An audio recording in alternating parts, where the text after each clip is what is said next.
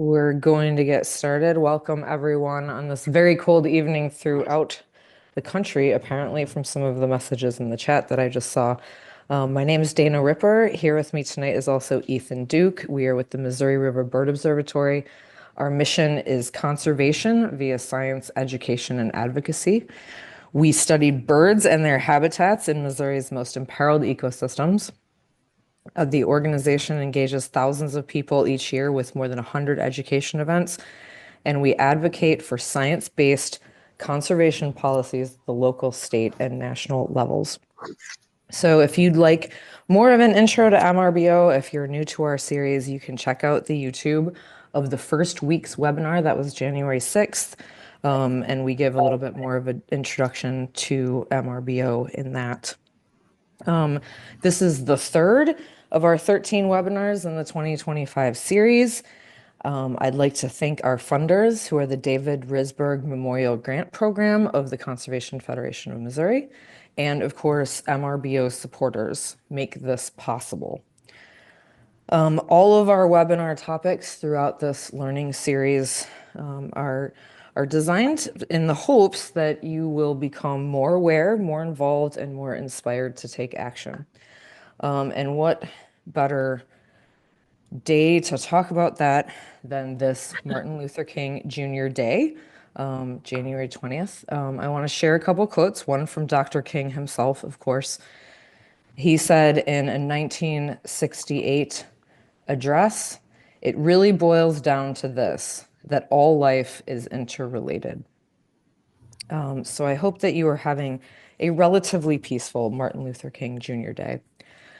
I also wanted to share a quote from someone who's a friend and colleague of ours, a hydrology research scientist and water quality advocate, Chris Jones, from Iowa. He's now with the Driftless Water Defenders. And Chris Jones says, "Whether you think this land was stolen, conquered, or acquired fairly, the historical and scientific facts glaringly show us we have treated the creation here with far less reverence than those that came before us." So hopefully we can all think about and engage in treating each other better and our environment better. And that is what our friend Jamin is one piece of that she's going to talk about tonight. So I'd like to introduce our friend and colleague Jamin Bray. She grew up in the Missouri Ozarks and lives with her family on 156 acres in Salem, Missouri. She has degrees in fisheries and wildlife and a master's degree in parks, recreation, and tourism from the University of Missouri. Go Mizzou, she says. Jamin's passion is to use interpretation as a tool to communicate the richness of the natural world to as many folks as possible, with the lofty goal of preserving our Earth Garden. Jamin is the co-director of the Missouri Environmental Education Association, also known as MIA. Her focus is on rural outreach and youth engagement in environmental science issues and advocacy. She's also sole proprietor of Shortleaf Interpretive Services, LLC, where she is a contract consultant with a focus on interpretation planning and interpretive performance for parks and other organizations. Jamin's previous experience includes acting as outreach coordinator at the Columbia Environmental Research Center, a full-time park interpreter at Montauk State Park, serving in multiple school districts as a middle school science teacher, and as a frontline seasonal interpreter at Big Bend National Park and Ozark Scenic Riverways. So Jamin, thank you so much for joining us on this cold evening here, and please take it away. Thank you all so much. Can you hear me okay? Great. We sure can. Dana and Ethan, thank you all so much. And I was enjoying watching people chime in and where they were from. I saw some Joplin folks, which was where I was born and raised. And we have people from all over the state. And it's just such a pleasure and an honor to be able to share one of my most important, it's a kind of a, not emotional, but definitely a passion of mine is to talk to people about how to have conversations about topics that could be considered a little bit controversial And one of those happens to be climate change. Um, and so that's what the focus is about in this particular presentation. I'm really excited to get feedback from you all after I talk to you about having climate change conversations. And a lot of this is going to be based on my background as a scientist, but also probably more directly, it's my experience of being a frontline interpreter at multiple parks and then also a classroom teacher and having these controversial, if you will, conversations with people in a way that we can find common ground. That is that's a goal of mine. And so I hope you find it interesting and maybe relevant to your own experience, and maybe think twice about turning away from a conversation that might be uncomfortable to you, so that you can find a way to meet in the middle. So we will do this presentation, and at the end, I'm really excited for questions, for the Q&A, and any comments or needs that I can fulfill for you. As Dana mentioned, I am the co-director of the Missouri Environmental Education Association. Um, I am so proud to sort of end my career, if you will, although I don't think I'm ever going to stop. But this is sort of my landing spot, is in a statewide nonprofit organization that brings together science and education and community through MIA. I'll tell you more about MIA at the end of this webinar. But in the meantime, that's who I represent today. And again, it's a pleasure to be with all of you. My goal today, I have a dream. Thank you, Martin Luther King. That you realize that common change is a conversation that needs to happen, even if it is controversial, because the earth can't wait. I hope that that's how your realization is by the end of this, that the take action would be, next time I get into a conversation about this, I'm ready. I'm ready to talk. The objectives that the takeaways for you, I hope, is that you will experience stories of climate change as a sensitive topic, discover techniques to reveal meanings about climate change that connect to visitors' own experiences. That's how we can get them to maybe connect, is to be empathetic with them. And then walk away with confidence to have conversations about this topic with empathy for your audiences. I want to give a shout out to Missouri State Parks, which I have worked off and on with for most of my career, and still do some work with them. This initial presentation was part of a 3-part presentation that we created within Missouri State Parks called Interpreting Sensitive Topics. And we did that to train our staff, our interpretive staff, if they were at parks or museums or historic sites, and visitors or folks that they would come in contact with might have questions that seemed a little sensitive. How do they respond to that? How do they follow their mission and be sensitive and respectful to their audiences, whether they're kids in a classroom or folks at a nature center, and so forth. And that included 2 of the other parts of that particular training were interpreting Indigenous peoples in state parks, and also interpreting our African American history in state parks. And the segment that I had was how to manage these conversations about science, but specifically climate change. I always start with this. I did this in the classroom as well. One of the things a challenge I think that experts have, no matter what profession that we are in, you have a tendency to assume that people understand your vocabulary and your definitions and your terms, your specialized terms. And that's definitely a struggle with scientific terms.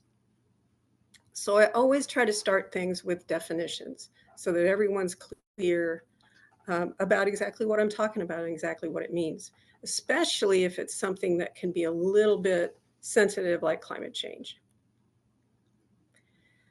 I also want to take a moment to challenge you to think about what would be the so what of this topic.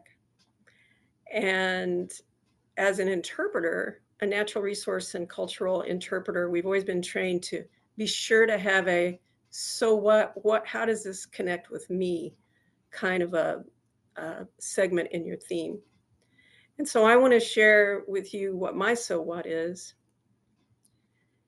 And it's these two kids. The reason that I do this work is for them. These are my kids. This is Nate. He just turned 25, and my daughter Andrea just turned 21. They are powerful Gen Zers, and I do it for them. And not only is that what drives me, or the energy that drives me, but this is definitely something that I can use in conversations with other people because they can empathize with that. Even if you don't have your own kids, you understand that we've got to hand this earth down to the next generation in a way that they can thrive. So there they are. My so what? So you may have had conversations if you're a provider, like an interpretation or an education provider, or maybe you've been in an audience and there was something that that seemed harsh or difficult to understand. And sometimes if somebody's just talking at you and throwing data at you and you're like, I don't want to hear this anymore, you know, maybe sometimes people don't want to know about something that is kind of scary. And climate change can be scary. What I feel is so important is goes back to the empathy thing. We don't want to assume that someone, just because of the work that they do or the way that they look or where they come from or how educated they are, so on and so on, don't assume that they don't want to talk or that they have or that they don't want to be open to learning about what you have to say. And the reason I put this picture up here is because I've come to admire, in the last couple of years in particular, the people in our state that are definitely catching on, if not driving the conversation about climate change, are our family farmers. And we are a rural state and a farming state. And these small family farms, they know what it's like to watch what happens to their soil when we have long periods of drought. They know what it's like to not have grass. They know what it's like to have um, not enough water, and they're doing something about it. Regenerative ag is a hot topic among our Missouri farmers, and they're some of my favorite people to talk to about climate change because they know, and it's not controversial to them. And I think that's an audience that's sometimes overlooked for advice and and good conversations. We're uncomfortable with other people's reactions and questions or what those reactions and questions might be. And there's a way to move forward and get beyond that discomfort that I'd like to talk about. If you're a provider and you have staff that does education or interpretation, there are some things that I think are really important for you to do within the work that you do. And if you are folks that have joined here that would be more inclined to be in the audience, it would be great if you knew that folks had gone through trainings like this or had had this discussion so that you would know that they would be empathetic to your feelings and your experience. But offer opportunities for staff to work through their own thoughts and feelings about likely sensitive topics that might happen in your site or at your nature center, at your school, depending on what's going on in your communities. Help them navigate the cognitive challenges and maybe emotions raised by confronting, particularly, I would say, historical narratives. Um, those are difficult for some people to join conversations, and so we need to think about all of the possible um, differences in opinion and be ready to be respectful of those. Offer training and understanding contemporary issues and how to interpret them. Right before I got on the webinar today and to get ready, I checked my AP news to see if there was any news about climate change. I want to always be on the front line of what's happening so that I have a solid context to have these conversations. And there is news about climate change. We can talk about that at the end of this webinar. Train staff in specific interpretive techniques. If we have interpreters out there, show me some reactions. Um, and the best teachers, I'd say the best educators in the world use interpretive techniques, even if they didn't know that they did. But you're engaging and facilitating and allowing people to be a part of the conversation. It's very, very important with sensitive topics. And then practice. Sometimes, you got to practice ahead of time and make sure that you feel like your personality and what you are saying is open to dialogue and conversation. Climate change, is it really controversial? Now, I know there are a lot of providers in this audience and nature lovers and master naturalists and folks who care about the environment, and I appreciate you so much. And many of us would probably say, why is this a problem? We know it's not controversial, it's a thing. But one of the mantras that I teach to mentees and to new people in this realm, you need to remember that people don't know what you know. So let that sink in. If you're a bird ecologist and you want to about the plight of birds in Missouri or in across the globe, and it's frustrating to you that you can't make more progress because of limiting things, and you're like, this is so bad, it shouldn't be controversial, but they don't know what you know. So that is a humbling thing for people to remember, that people are not who come to your spaces. They're there because they want to learn, and they're not ignorant. They just don't know what you know. So that's sometimes where the controversy or the sensitivity comes in, is that they don't know all the details like you do. So keep that in mind and be empathetic with folks when it comes to controversial conversations. So starting with definitions, it's amazing how many people don't know the definition of climate. Educated people don't know what climate really means. A lot of people have a tendency to think climate and weather are interchangeable, but they're really different things. They're related, but they're different things. So the weather would be, the weather is today, it's cold outside, it's bitter cold outside, and we have ice on the ground. It's a short amount of time, and that's in the Salem area. Okay. Climate, on the other hand, is a pattern of weather over a large area and over a long period of time. And so, yes, things change daily and even with the seasons and every year, but over time, what we see is we can describe the Missouri Ozarks, for example, as having a certain type of climate in the spring. And by the way, if we have anybody from the Springfield area or Battlefield area, this picture is a photograph of an EF1 tornado right outside of Battlefield, Missouri. And this next one is for my Joplin buddies. Again, born and raised in Joplin, Missouri, and both sides of my family were born and raised there. And this is one of the largest tornadoes that we've ever experienced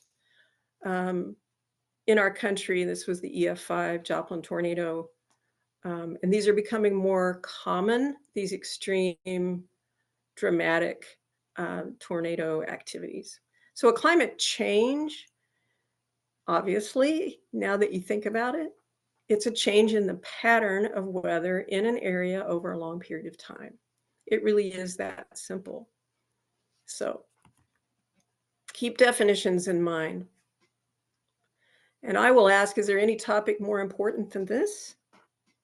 Let me let you know what I share with people when we talk about important things that have to be done on this planet, all of the chaos and the wars and and the and the poverty and all of those things that are so important for people's survival. I think that it's true that climate change is right up there because it's impacting all of those other things. And one of the things I used to tell my students, I love this saying of there's no planet B, but it's really true. It's like, I'll ask them, where else can we go? And of course, middle school kids will go, well, let's go to Mars. First of all, not even close to getting to Mars. And second of all, how many of you want to live in a spacesuit, right? And live in some temperature controlled tank? You know, what I want to do is I want to be able to walk out my door and hear the birds and breathe the air and see the trees and know that this is where we're meant to be. So one of the conversation points that seems to get a real connection for me with this is I want to stay here and I want to take care of the garden because that's what our planet Earth is. It's a garden that provides us with literally everything we've ever had and ever needed. And there's no place else for us to go. That kind of language is very emotional and very visceral, right? We're here to take care of the garden. I'm also, I get very passionate and emotional, but I'm also like a total problem solver, and that's because of my scientist brain. So approach this topic by guiding the audience or the people you're having conversations with the scientific method, the classic science fair. You set it up and you do your little research and all that. By the way, we need to bring science fairs back. We're not doing very many of those in schools anymore. But the first step in the scientific method is you notice something. You observe a phenomenon. And then the second step is I wonder why that's happening, or I wonder what that is. And then you kind of go to your previous experience and you start talking to people and you eventually form an educated guess about what that thing, that phenomenon might be. And then you gather data on it. And that means you check it over and over again, or maybe you go and look at it and take notice of it. And finally, you come to a conclusion based on observations and data. Now, I want to mention too that the scientific method is a very practical way to just get things done. It's not just for science laboratories. If you're a mechanic, you use the scientific method, right? If you fix cars, you are totally using the scientific method. So it's a way to solve problems. One of the best educational links that I've come to find that has great visuals is the New York Times climate education. They have a segment that you can subscribe to. And it's actually when you go into the link, which the link is listed there if you want to take a screenshot. But you can actually roll from one time period to another. But that doesn't work in webinars very well for me. So what I did was I screenshot these so that you could see them visually, how to help people understand something like climate change. Instead of hearing the scientific lingo, let them see it. So these are very simple slides. This is the x-axis, or sorry, y-axis is, you know, the how intense it gets. This is the time period, and it's simple. It goes from extremely cold, the blue, to extremely hot, the red. And as you cross over time, these are summer temperatures in North America, by the way. What do you see? More red. This is a great visual aid to show people it's like, okay, that's a big change. Show them. One of my favorite stories, in a way that resonates with me on how to have these kind of conversations, was when I was in the classroom. I was teaching, and I usually taught a unit with 7th grade on weather and atmosphere and climate change. And by the way, climate change or global warming is in the Missouri Learning Standards, so we're supposed to teach it in the middle school and junior high level. But the second part of the scientific method is, you know, I observe something now. What do you wonder? So I bring up this slide because of this funny story with one of my students.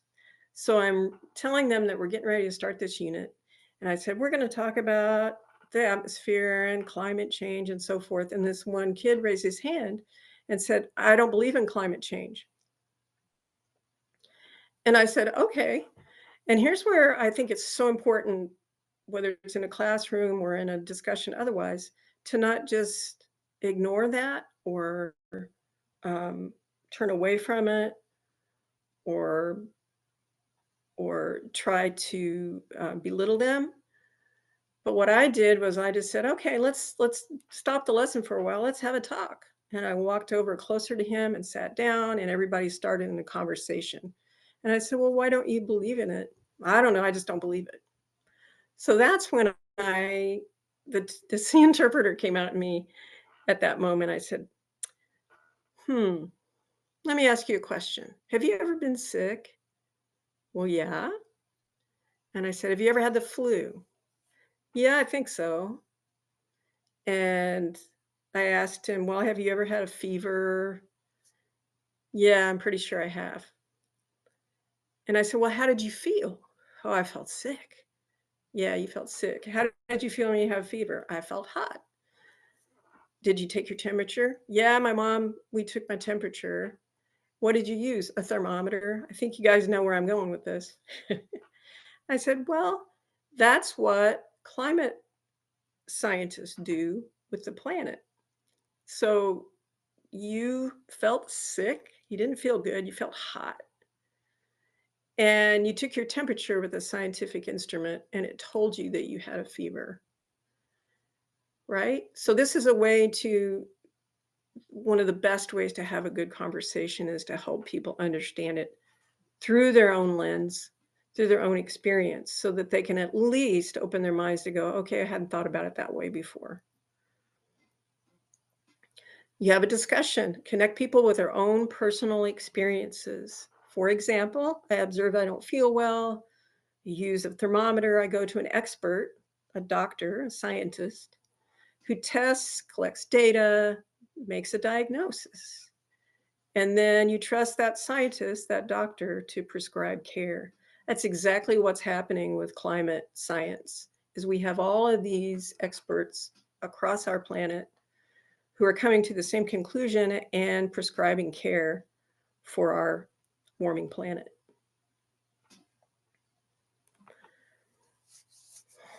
Just like photographs, graphs tell stories. I am a very visual person, and I absolutely love graphs, particularly line graphs. Such a graph geek. I totally am. But here's why. This is a timeline from 1880 to 2020. I can see that. I can see the change over time. That's what this type of graph is. And then this on the y-axis is the temperature change, which is what anomaly means over that period of time. So one of the things that comes up in conversations about climate change that sometimes is a little bit tricky, controversial, is a lot of people, particularly older folks who've seen a lot, they're like, we've had droughts before. Oh my gosh, I remember the floods back in, whenever. That happens all the time. And that's true, except that goes back to weather and not climate. So if you look at this slide, there are downs, there are ups, there are downs. There's a cold day, cold year, warmer year, keep going. Here's quite a peak here, and then it plummets. You get the idea, right? That yes, there's ups and downs, there always have been. But if you lay a straight edge across this, what do you see? Climate change. Over a long period of time, our planet is warming, and you can see it right here.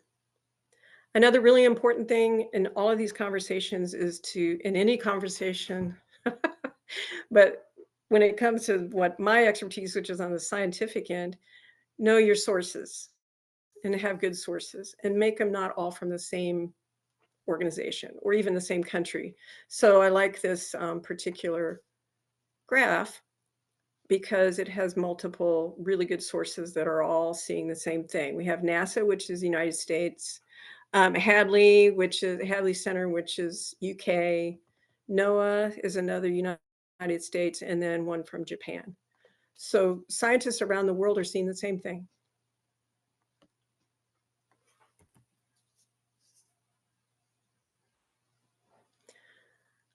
I'm really fascinated by this quote from the American Scientific Society's statement on climate change from 18 scientific associations. This is within our country. Quote, observations throughout the world make it clear that climate change is occurring, and rigorous scientific research demonstrates that the greenhouse gases emitted by human activities are the primary driver. So that's really a two-part statement. Climate change is happening. Human activity is what's causing it. I think maybe, though, the most dramatic part of this quote is the date. This is the frustration that I find. This was in 2009. We've known about climate change for decades, and yet we struggle to have conversations on how to fix it. One of the so whats that I think people need, and this is super important in environmental education, interpretation, and conservation preservation practices, is making it relate to people where they live. In education, we call it place-based.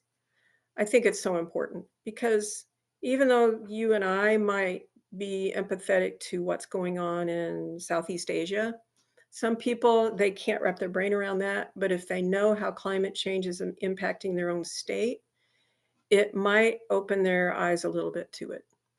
And that's a huge so what to turn around and have a conversation about. Well, it's not just happening in California or Florida or, South America. It's happening right here. The difference, though, is that climate change is different depending on where you are on the planet for multiple reasons. But we'll talk about Missouri specifically.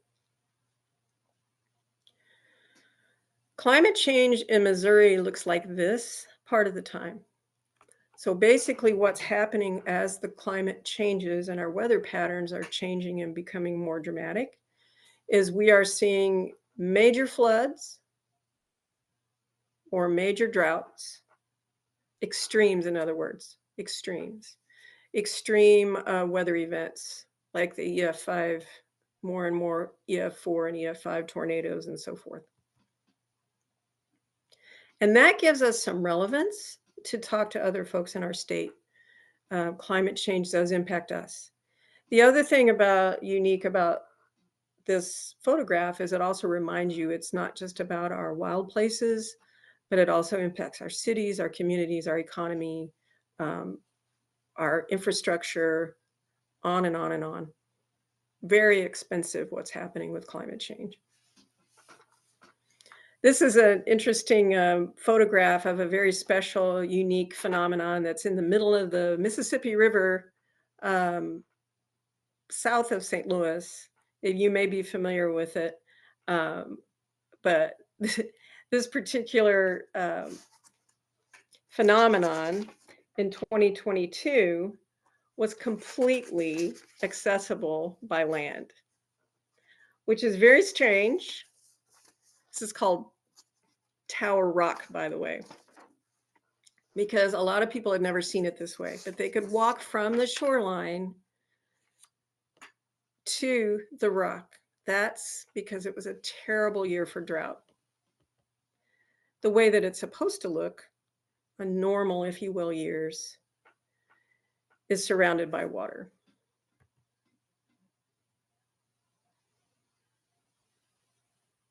Climate change in Missouri is extremes.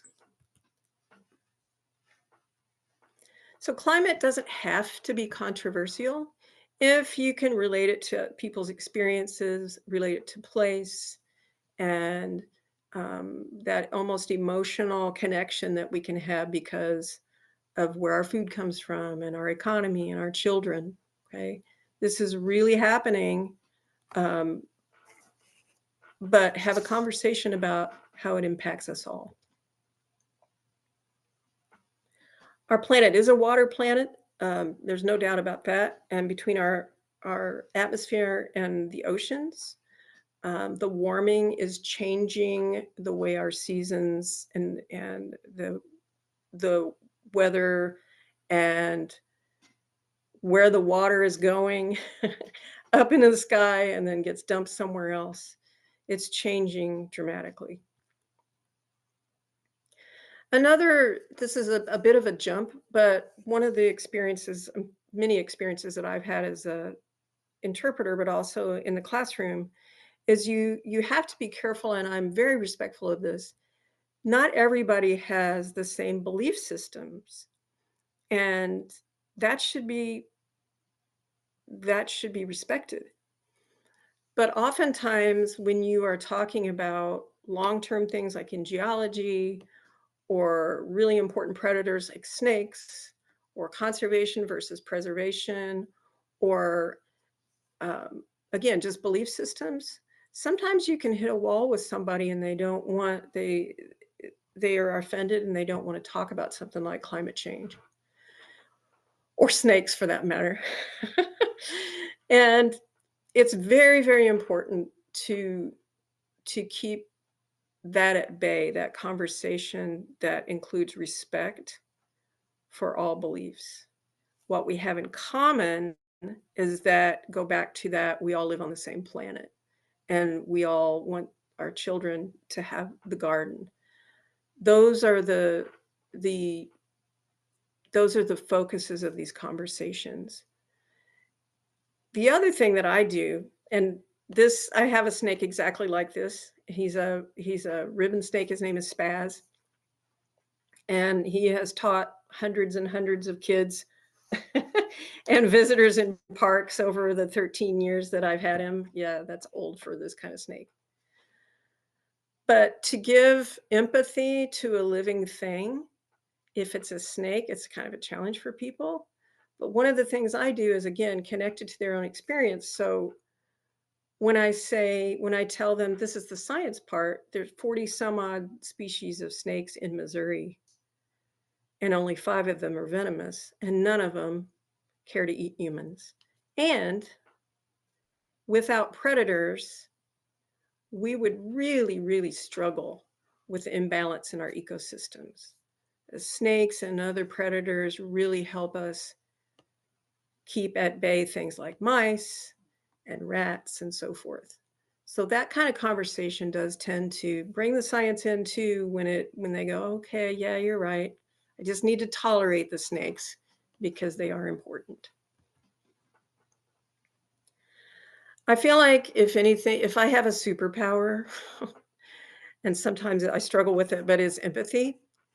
It's very important to me. It's trying to see with the eyes of another, listening with the ears of another, and feeling the heart of another.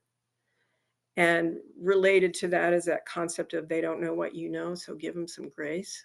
You know, they're there, they're at your site, they're at your park, they're at your presentation.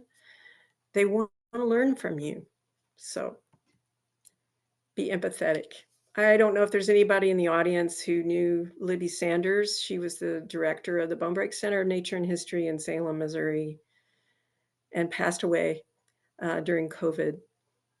And I miss her so much. But one of the things I kept from her, and I keep it in my heart, is her sign off for all of her emails was be kind, for everyone you meet is fighting a harder battle. Don't assume that people that you're having conversations with don't care about the same things that you do just because they don't know what you know. I have, if you want to take a screenshot of some of these links, the links, first of all, first and foremost, mia.org, check us out at our website. And teaching about climate change with 24 New York Times graphs. That's not actually a link. I just realized that's a title, but you can Google it. And NOAA, I'm going to come back to that in just a second. That's the National Aeronautic, and no, I can't remember what it is. All of the weather the weather education comes from NOAA, and I just went blank. The last two are EPA education sites. I want to, which have fantastic information related to if you want to know specifics on how climate change impacts your region or your state, that's where you go to get it. I want to go back to NOAA for just a second. With this new administration, we know as the North American Environmental Education Association, um, which includes us and Canada and Mexico, we had a big meeting in November after the election, and they already knew, the NOAA folks that were there, that NOAA is going to be closed, I guess you call it, taken away during this administration, because it's where most of the climate education information from the government comes from. So if you want to still go to NOAA before that happens, the links are still live as far as I know. But also the good news is that NOAA and NAAWE, that North American Association I was telling you about, they collaborate a lot, and they're downloading as much of their files and education offerings to NAAWE, which is a nonprofit. So I just wanted you to be aware of that and know that that is happening. So it might be a little bit harder for us to find some of those climate change lessons that we've been taking advantage of more recently. Okay, climate change conversations. It's time for our Q&A and open dialogue before we end this webinar.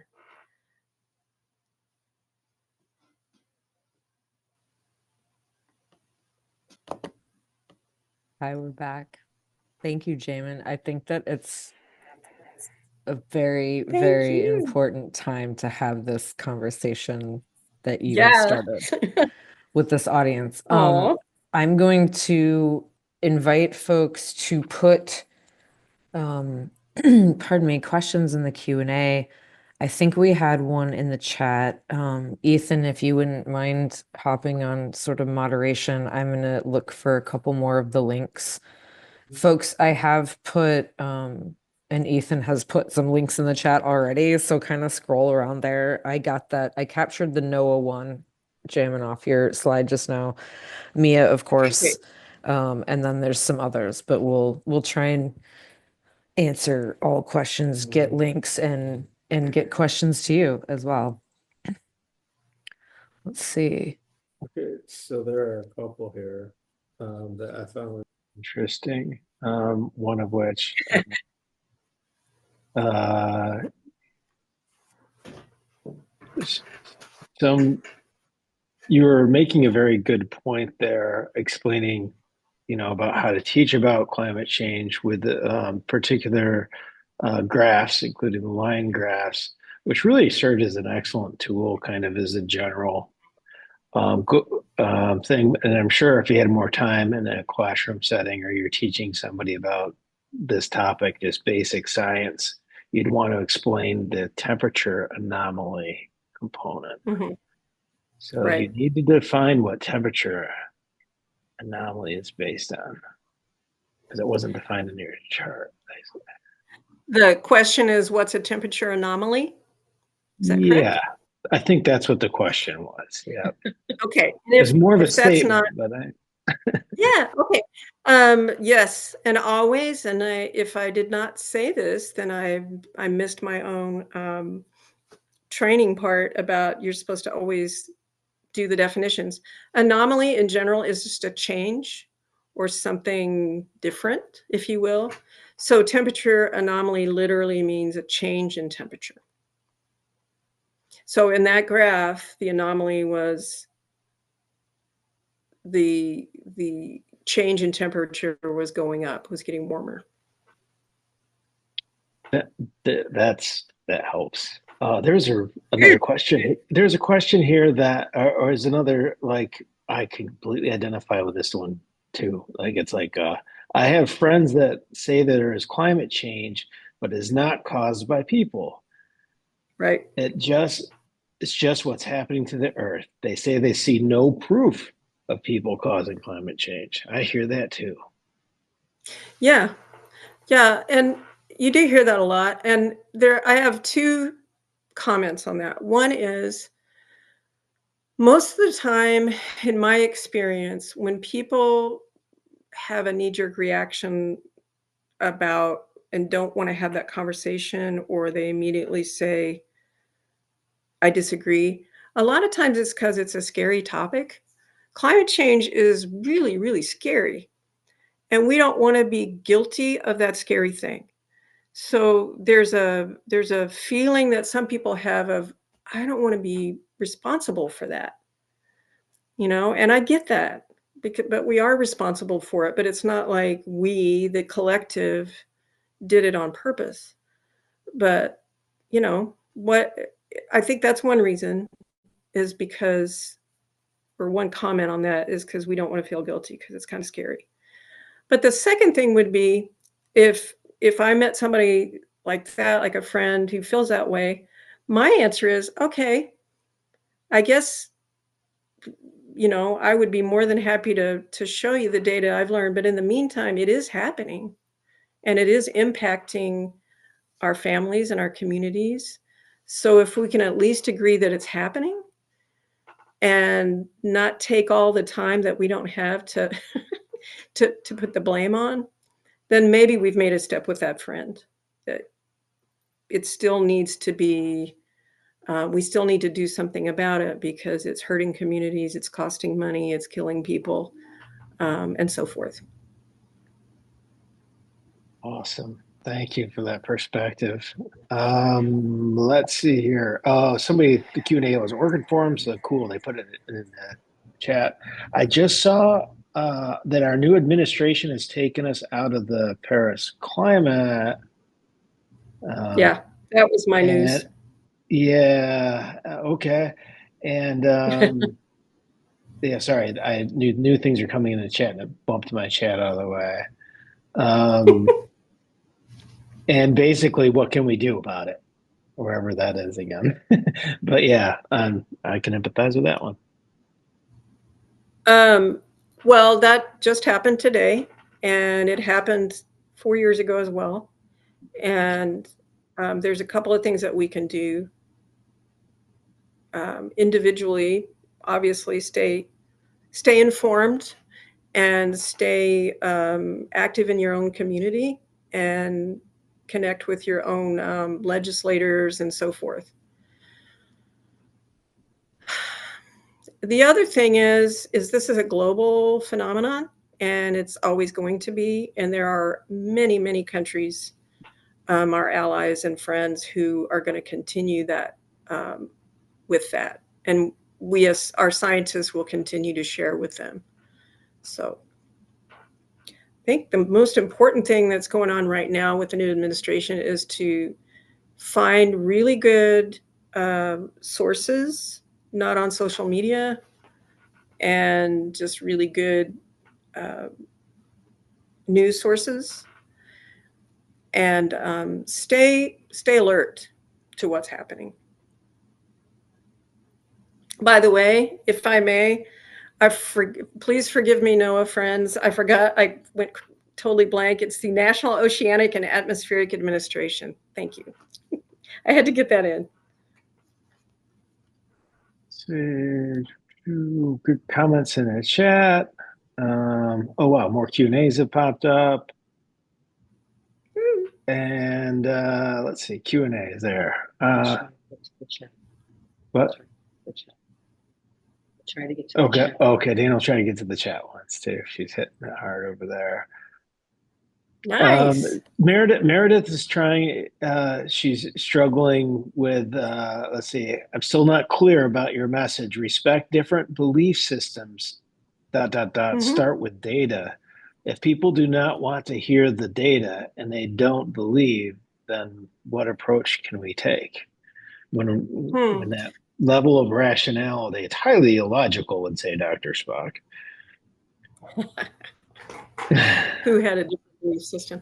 I feel like the human race needs to be respectful that we don't all have the same belief systems, but we all want the same things at the same time. So we want to survive. We want to have families. We want to have food and water and shelter. And there are so many things that we have in common. If it helps to the person who asked, I had a really interesting discussion with a gentleman who had two boys with him, and I was doing my snake program.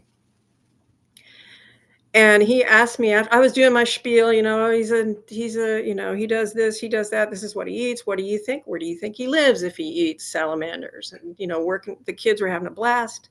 They were able to touch him. He wasn't hurting anybody. We were having a great experience.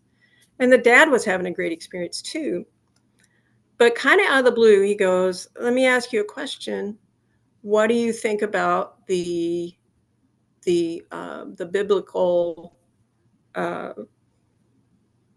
the text about Adam and Eve and the snake? And I said, well, I'm familiar with that.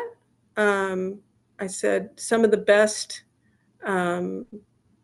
examples of, or metaphors, if you will, in stories have animals and, different things like that. But I said, I know that this snake, basically all that this snake, and I'm holding him and his kids are enjoying him. And I said, there's thousands and thousands of different species of snakes, and they have a place on this earth. And this particular snake, all he ever wants to do is find food and shelter, just like we do. So I basically just don't, he was genuinely wanting to know my opinion. And I didn't go directly to any kind of a sort of a belief system place, because it's not appropriate for me to do that especially when I'm in a uniform. But at the same time, I wanted to give him a respectful answer. That I feel I appreciate that answer. I really appreciate you bringing your kids over to see my snake. I opened a door, right? That's a heck of an approach. That's a great approach. Thank you. Thank you for sharing that story. That's impactful. Yeah, it was a good one. Dana's got another something. She said it might be too long to write about in the chat. Is it about sources, Dana? Yep. Yeah, so there's an excellent question in the chat that I think we need to all sort of collectively focus on and be aware of, and about this topic certainly, but lots of different topics. Which news sources are the best to use? Yeah. I don't use social media at all. I do have some professional stuff through Mia on LinkedIn.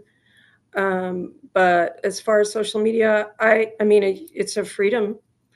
Obviously, you can do it's a freedom. But as far as good press and good journalism, you can also do this research yourself. But probably the most worldwide respected source of good journalism is Associated Press, which includes a lot of sources that are very nonpartisan.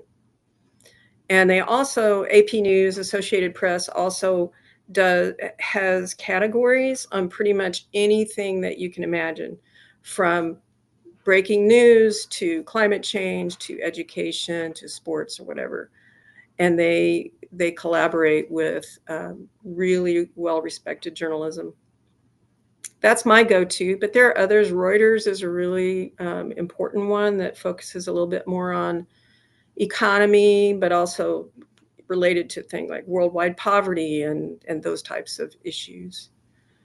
Um, Jamin, what do those you are think probably about like in our household, we like to use a lot of, you mentioned Mia. You get a lot of things through Mia on LinkedIn. Mhm. We like to get our news from other organizations that are specializing in particular areas, whether that's like say it's water quality or environmental Yeah, justice issues, because a lot of our sister organizations, if you will, have like policy analysts on staff, right? And lawyers and sure. all kinds of people. What do you go that route as well? You probably do. For me personally, that I talked to you about, and so I think somebody asked about it, and then did you put a link for NAAE in there for somebody? Good, thank you. Yes. I highly recommend you check out NAAE is the North American Association for Environmental Education. Environmental education is, we could have another webinar on this, but it's not just about science, it's about community, it's about civics, it's about history, it's about the overlap, it's about of the environment and justice and climate and all of these things that impact our communities. That's what environmental education is. And NAAE has a great section on advocacy. Um, I'm on the advocacy committee, actually, just joined. And basically, it's how do we take steps to keep people in our states and in our organizations informed in an appropriate way, in a way that gets us into the legislator's office and makes a difference in our communities. And I'd say civics education and just getting civics back in our thinking again is super important for us to do as well. And civics is a big part of the strategy the NAAE uses.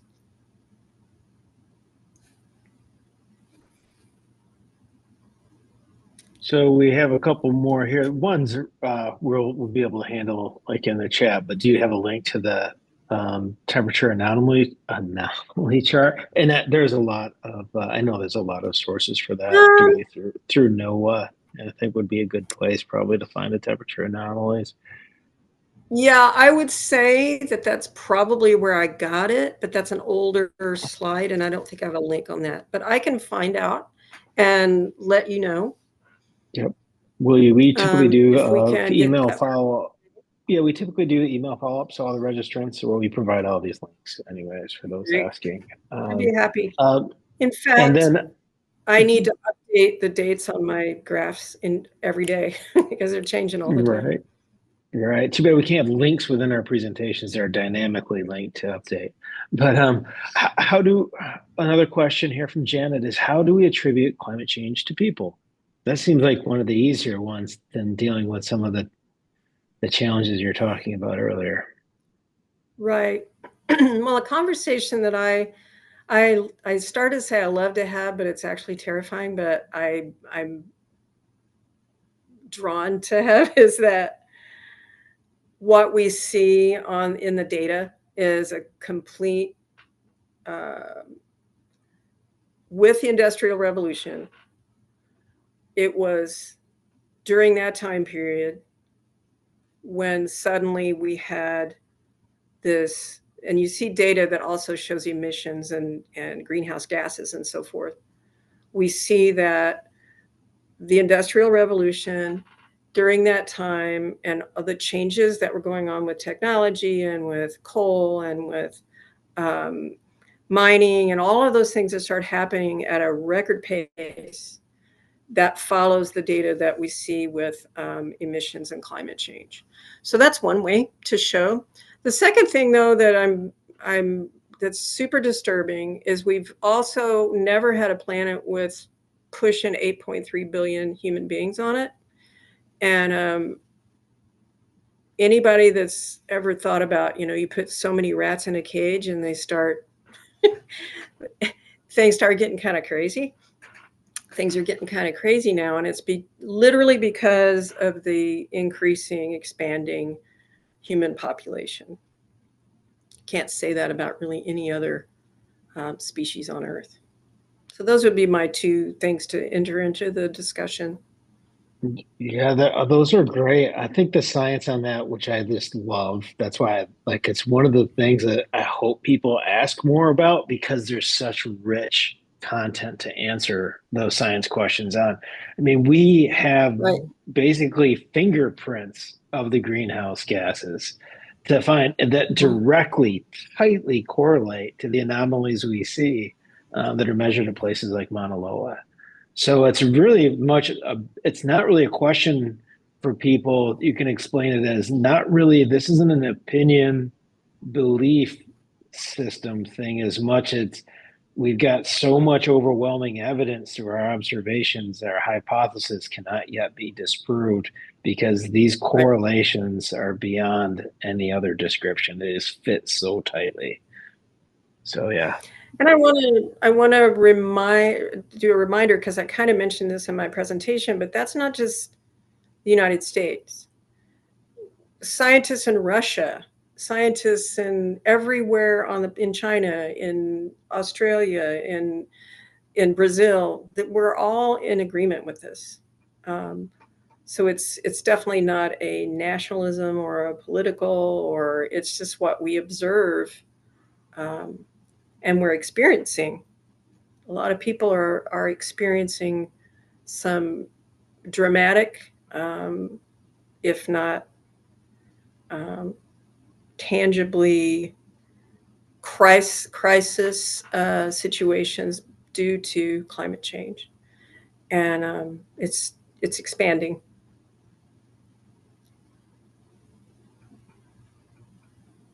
Dana, are you seeing any other ones in the chat? No,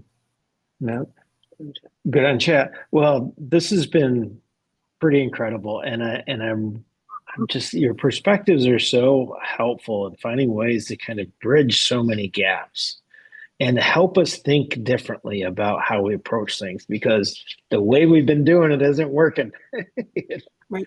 And I think we get locked in a system where we're just trying to tell people how things are and not listening, Right. not finding relatable ways to communicate on these really, really important topics. And it's so Right. admirable that you're not engaged in social media, especially now. And we advocate on a spectrum of scientific issues, including plastic pollution, as you know, and these other things. And industry has been able to propagate a lot of misinformation out and is going to continue to do so even more so now. And so it's a great thing to communicate about avoiding misinformation and disinformation too. That's Right. excellent. And I'd say that's getting harder and harder as technology expands. It'll be harder for all of us to be able to tell the real from the unreal. And that's why I go to universities and good journalism centers and experts from around the world to try to find that information And your instead of text, Uncle Ernst. yeah, right. And your focus is your ballast is centered and your balance is centered because you're sticking to values and you're finding Right. those shared values with other people. That's pretty amazing. You got a knack for that. Well, I want to, we've got enough problems with the othering, the us and them. Um, we've got some work to do as communities, and we need to do that together. And that's I don't know how else to do it but to be open to having a chat with my neighbors.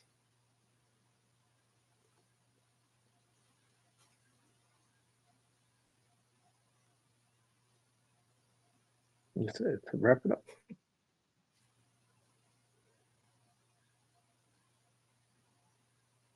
Jamin, thank you. You're getting the emojis, thumbs up and thing. I don't know. Really? I hope you can see them.